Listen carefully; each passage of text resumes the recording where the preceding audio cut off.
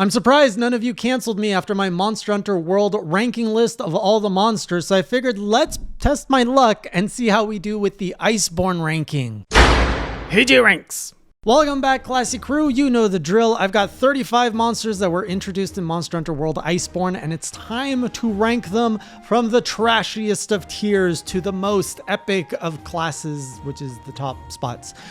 This list was a lot harder than World because the Iceborne monsters all left a most of them left a greater impression on me. And I think I just ended up getting more stuck on them as well as having to fight them more. That I just feel I connected more with Iceborne than with base World. So making this list was definitely kind of tricky. But I managed to rank them. I know you guys like to do the tier things where it's like, oh, S tier, A tier, B tier. I'm not about that. I'm an old-fashioned dude, so we're going from 35 to first place.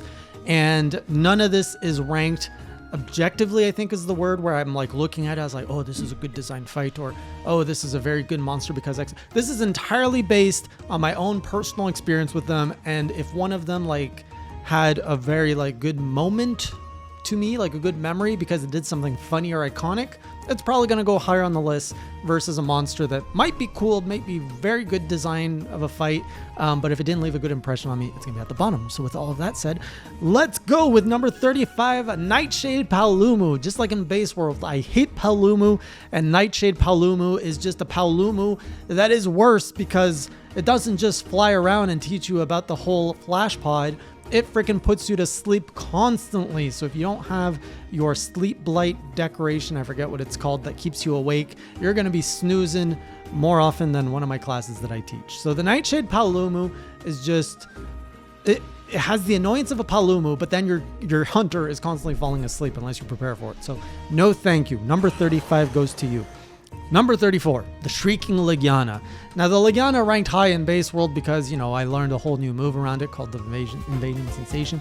The Shrieking Ligiana did not leave such impressions on me. It just was more annoying. It was another one of those monsters that is always in the air. You can only flash it so many times before that becomes ineffective. And that fight was literally me running to one area with my backs, bam, bam, bam, trying to get it down, and then it flies the other way, and then I'm going over there, bam, bam, bam. It was more running than swinging, and so nothing good came out of that fight. So 34 gets. Next, we get 33, a Viper Tobykadachi, and I have to admit, this monster did not stand out to me in any meaningful way, but I feel I have to put at the bottom because the editor really hates this thing. Like if he had a tier list, it would probably be 100. Even though there's 35 spots, it would be 100. And so for my editor, I put Viper Tobykadachi at the bottom. But also, it was really not iconic for me.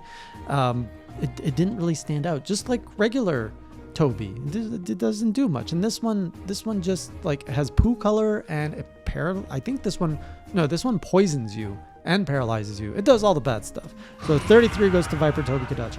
Number 32, Brute Tigrex. Now this one looks pretty cool, but I have to admit, I only fought Brute Tigrex once and it felt like super cheese. So I struggled a lot with Tigrex.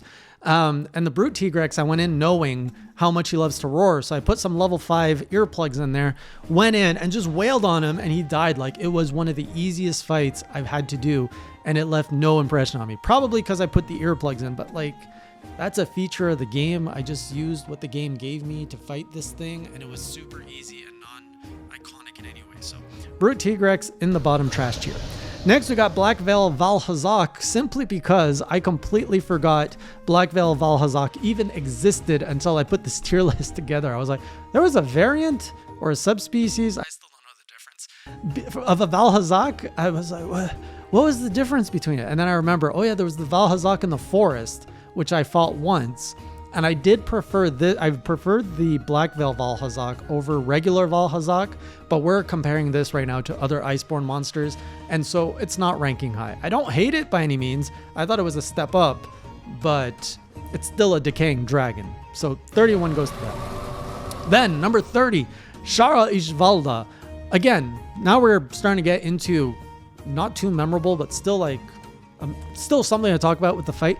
Shara Ishvalda was cool in the sense I loved taking apart all the rocks off of it.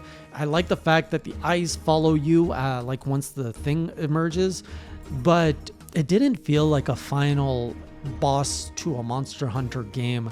All the other bosses that came after it felt way more endgame content than this thing. And it's just kind of a pain to fight over again because you always have to fight the rock formation of it before you can get to the real version of it. And then it's just using like invisible Kamehamehas. Honestly, if the fight was just invisible Kamehameha mode, maybe it would rank higher. But otherwise, the fact that you have to fight it always in those 2 phases, it ranks fairly low on the list. Now we're getting to our 20s. We've got Acidic Glavines. Glavines is a fantastic monster. As you will see, I ranked him quite high on this list.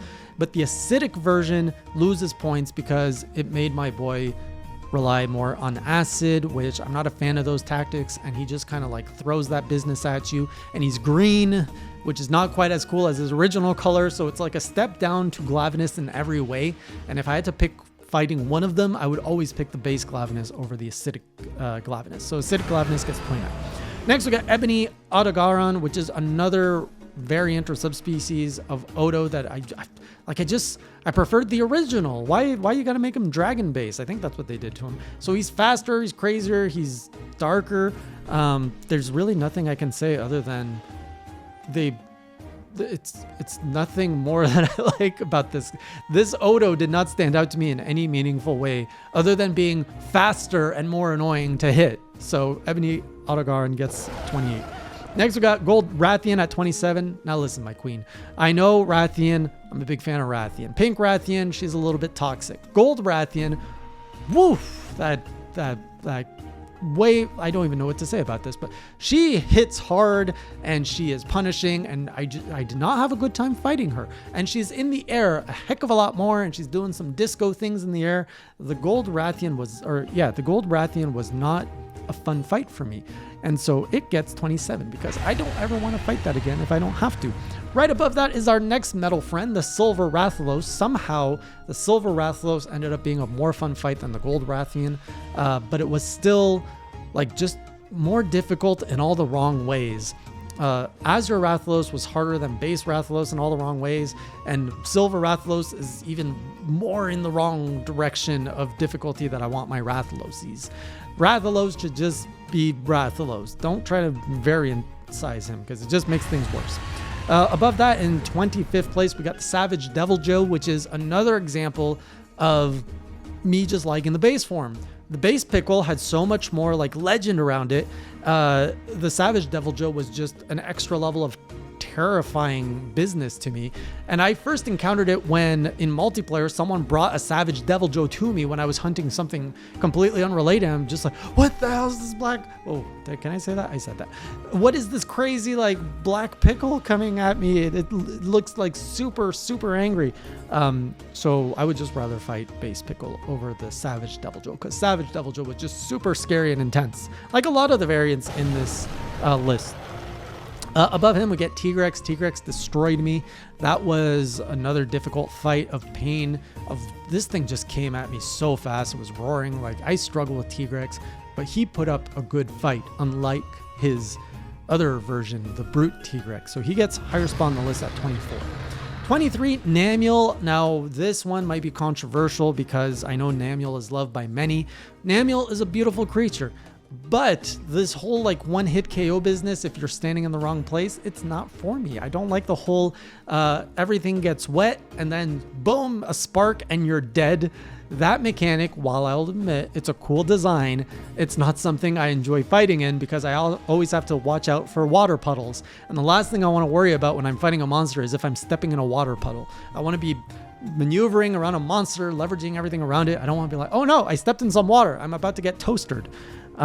So that's why it's so low on the list. The Coralphuket left quite a good impression on me. It was one of the first, I think we called them variants, that was introduced to me in Iceborne.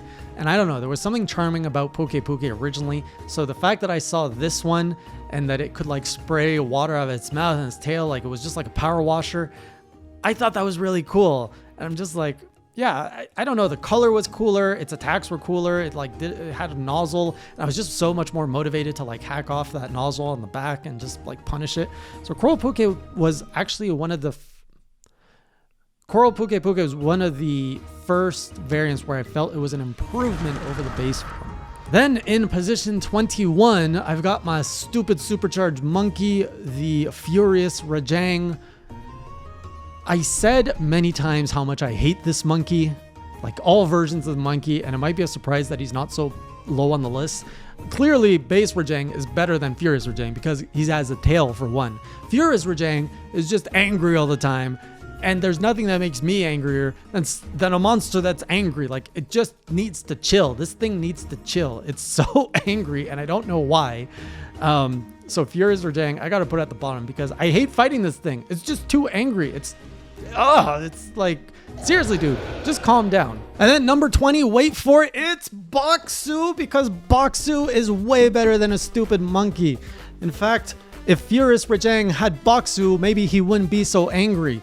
If this monkey could just order his subscription box that comes straight from Japan with some premium snacks, he wouldn't be so angry all the time. He'd be happy and chilling with his delicious snacks that are sent to him every month directly to his door. In all seriousness though, the snacks you get in Baksu do taste like premium Japanese snacks. Now, if you know the other channel that I have, Heijie Eats, I've actually unboxed a Baksu box and tried all the snacks in there, so you can go take a look at what kind of snacks you get in these boxes. I personally love it because they are snacks that I just cannot get in Canada, and they are flavors and experiences I can't find anywhere else. The book that they provide in here is fantastic. It gives a lot of information on the snacks, gives you like allergy information in case you have any allergies in the household, and it's just a really cool, fun time and a great way to treat someone you love, or hey, to treat yourself. And in fact, now is the best time to subscribe to your very own premium Baksu, because if you are a subscriber to Baksu, now or before December 31st, you will be entered in for a chance to win tickets to go to Japan.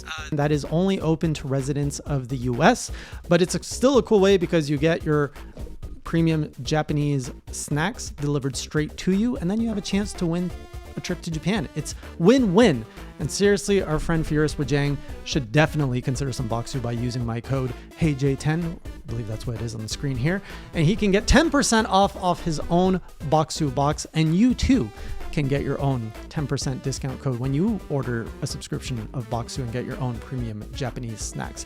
Never go hungry, never go furious when you've got your own Baksu premium snacks from Japan. Next, our real number 20. I'm sorry, but Baksu cannot compete against all these monsters. Number 20 goes to Banbaro. And Banbaro was one of the monsters that was one of my most favorites when I actually saw like the trailer to Iceborne. When I got into him, like, oh my god, I get to fight a big moose. And then he overstayed his welcome by literally showing up in every map, in every fight, like a lonely Banbaro that he is, who wants a friend. Like everywhere he's like, am I invited to this party? Am I invited to this party? It's like, no, Banbaro, nobody invited you to any party. Go back to the frost lands that you came from and stay there. Stop crossing the seas to come to my desert, to my forest, and wherever else he shows up, the Elder Reach. He's just everywhere. So Banbaro, you go down. 19, we got the Stygian Nogger. This one was cool, and Zinogre is going to rank higher than this. Once again, loving the base version more. Stygian was just more of Zinogre, but with like that dragon element, and I think I'm not a big fan of the dragon stuff because it keeps like putting it lower on my list. The fight was just harder and more tedious than the base Zinogre, so Stygian Zinogre doesn't go quite as high. In 18th, I have to put Scarred Garuga. And I'm gonna say it right away, 17 is Garuga, and the reason that I put them side by side is I again forgot that the Scarred Garuga was a thing, because he didn't leave any impression on me at all compared to Garuga, which I remember people saying that it was going to be super difficult, and when I saw it, I was like, what is this crazy weird bird? It looks like a merger of two things that we definitely know are not the merger of two other monsters that we're not going to talk about today. So the Garuga fight was very fun. It wasn't like so memorable that it makes it to the top 10, but it's definitely more memorable than the Scarred one, which was, I think, just a little bit harder of a fight. So those two get 18th and 17th place. Afterwards, in number 16, we go with Nargha Kuga, my Batman monster, because he was just pretty cool and he has some cool ninja armor. Nargha Kuga is kind of like, he's right in the middle of the list here at number 16, and he's got nothing really that special going for him, but he's he doesn't really have anything bad going for him. He's kind of this neutral monster, which fits right in the middle. Pretty much all the monsters in this middle section are very neutral, not making me feel strongly one way or another. Next, we've got in position 15, Botoadus. I would never rank a fish this high, but Botoadus was my first Iceborne monster, and I went into Iceborne with like, what is G rank? What is master rank? How hard is this going to be? And I went in like so mentally prepared to get destroyed, and the first thing I see is a snowfish, and I'm like, and he pops up his head, and he looks so cute when he's like looking around like, oh, what's going on, covered in snow. And I have slaughtered this snowfish so many times, and it was quite fun to kill him time and time again as I built his armor, and I'm like, I am not going to get destroyed by master rank. So Botoadus, for being my introduction to master rank and for letting me build my first master rank armor with your body, you get a decently high place on my list. After that, we get the Seething Basil Goose, because Basil Goose is awesome, and the Seething one just has like these mini nukes on top of things that go like, it just makes them a little bit more awesome. So this is another version where the variant is an improvement over the base, in my opinion.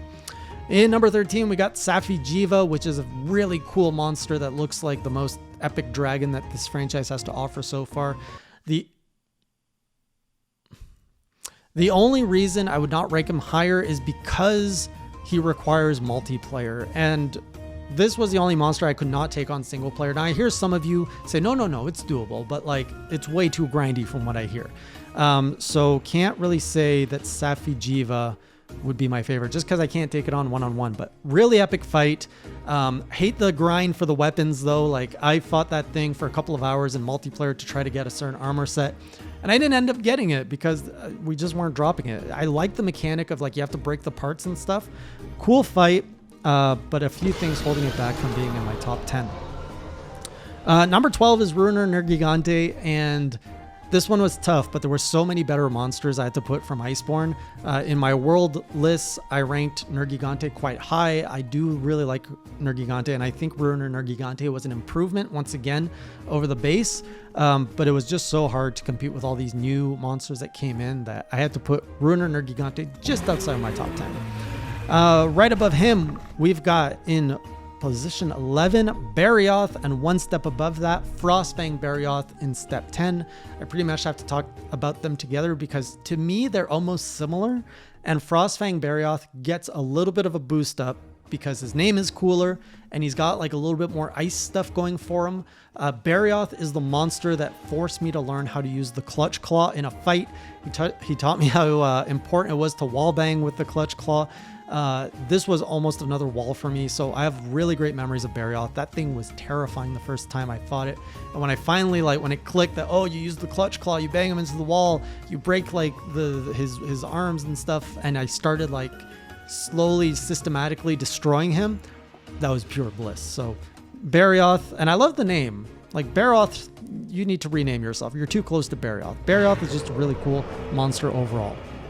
And then number 9, the Vulgar Anjanath, because it's my boy Anjanath with a funnier name. As you know, if you watch my streams, I love calling this thing the Vulgar Anjanath because I think vulgar is way better than fulgur. I don't even know what vulgar means. Don't tell me what it means, if it means anything, because I want to keep calling him the Vulgar Anjanath because I'm just imagining this like T-Rex walking around and just like cursing, and like nobody's bothering him, but he's off in the corner just like cursing. Maybe because he's freaking cold and he's an electrical T-Rex, not a fire T-Rex. So yeah, Vulgar Anjanath is just funny. And he also made me cart a lot, like with his missile, like rocket propelled body. Oh, I got bodied by Vulgar Anjanath, and he was cursing the whole way. Number 8, again in my top 10, I have to put Zinogre, because Zinogre just destroyed me and left the most terrifying impression of me in Monster Hunter Rise. That's where I first met him. So to see him in World where he's bigger and more intimidating, I'm like, oh my god, I'm gonna die. But it turns out I had less trouble fighting him in World than I did in Rise. And he was just a fun fight. Like I just really enjoyed fighting him in World compared to Rise. And I think it's because like when he's charged, like everything's weak, so you see like more gold numbers. It's more of a dance. Like you see him like jump up in the air and you dodge, and then he just like slams it back into the ground, and you're like, oh, opening, bam, bam, bam. Like he's just and the music, the whole like dun dun dun dun dun dun dun dun dun. Like that music is so iconic. I love the music. Next up, we've got And number 7, Bracdios. How can I not mention my Bracdios? Just a fun, slimy boy. Like, I really thought this design was cool, how we have a punchy boy that's putting slime everywhere. Love his design. There's just something about like the color of his skin that I really like. And it also sets him up for my other favorite fight, which is clearly higher on the list because I haven't mentioned him yet, but Raging Bracdios, which we're going to get to in a moment. But from here, number 6, and I'm still kind of surprised I put it this high, but frickin' Angry Monkey Rajang. I know he's a stupid monkey, but he is my stupid monkey. This monkey, I don't think I've had as much trouble and anger issues with a monkey or with any monster in this game as I have with Rajang. Not only was he a wall, but he was a wall that pissed me off because he's this little monster. You don't do anything. You're just walking around minding your own business, and he just looks at you. He just gets so mad, and he's so fast, and he's just punching. And then the whole time he's punching, he's got his own like little trumpets going off in the back with the music. And like another monster shows up, and he punches that monster, and then you come back and he just punches you. Like, he's such an iconic character that I had to rank him high. And that's why the FuriousRajang was so low, because I really hate fighting this thing. Well, no, I really hate fighting him when he's like souped up. I think Rajang, the base form, is the proper balance between souped up and just stupid fights. So that's why Redeyeng is so high and FuriousRajang is so low on my list. Also, his theme song is pretty awesome. And now that I have tasted speed and other monsters, I think base Redeyeng is more manageable. And I'm all about slapping this monkey around because it feels good. Every time I can kill a Redeyeng, it feels really good. Now we're getting into our top 5. Finally, I can reveal number 5 is Glavines. One of the coolest designs for a monster ever. Like, I'm all about swords, and this monster has the coolest sword, or coolest sword for a tail, or coolest tail for a sword.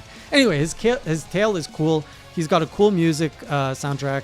He was one of the first monsters in Iceborne that I just went like, oh my god, this thing is awesome. I just want to keep fighting this thing. And the moves are fairly easy. Like, once you learn the move, it's all about like dodging these like big move, and he's big and powerful, which, you know, I love my monsters big. So Glavines is great. I just feel the acidic Glavines, like I said earlier, just removes so much of the cool factor of him that like it does this, like, I just injustice to my boy Glavines. So Glavines gets number 5. Number 4, this might be the one that gets me canceled, but Fatalis.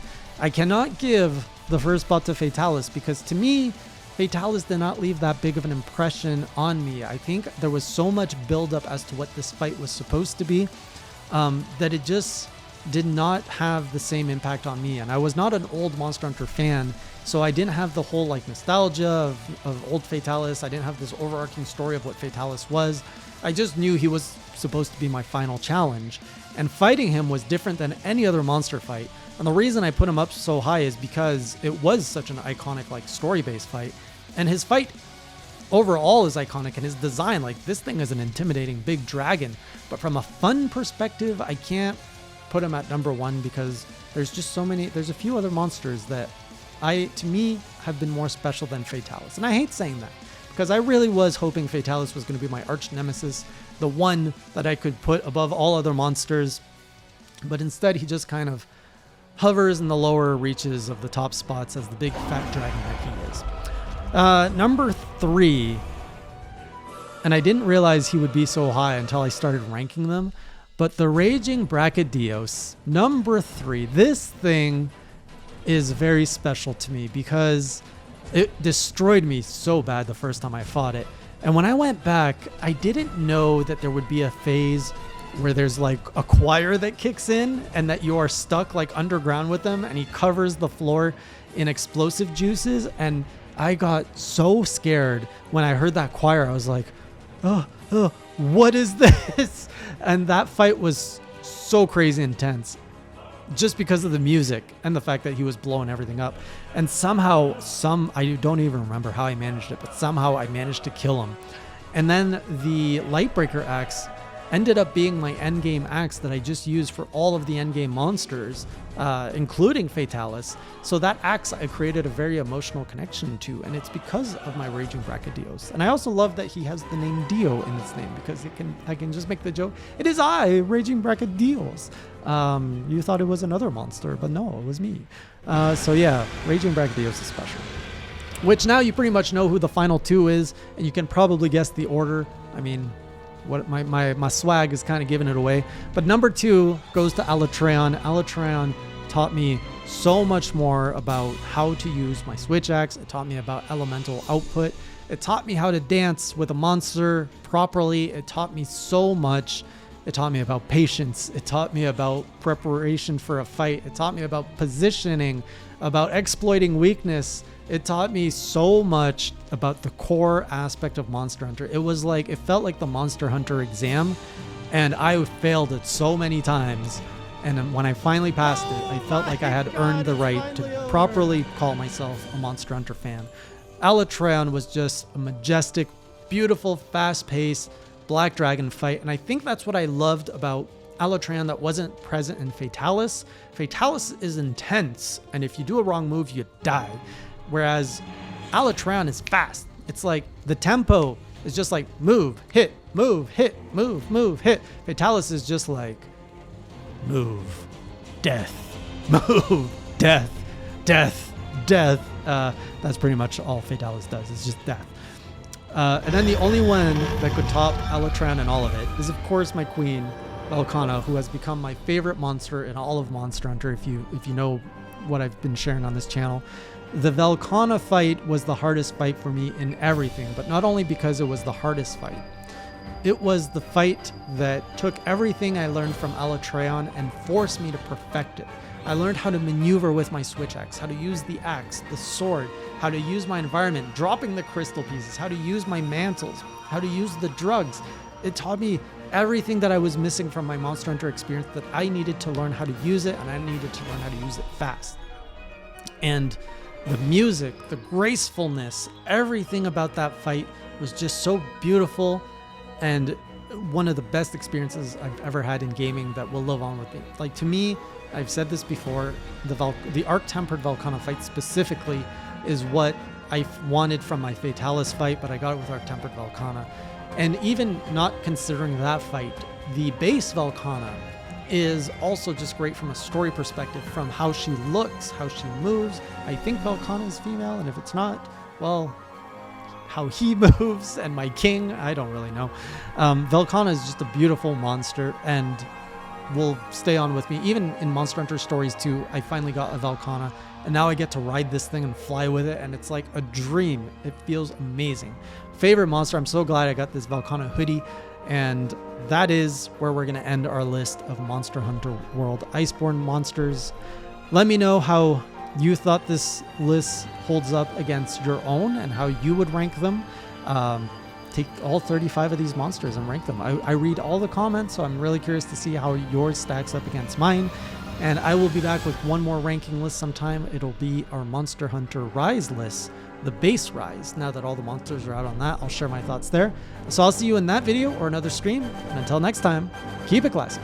Do do do do do do do do do do do do do do do do do.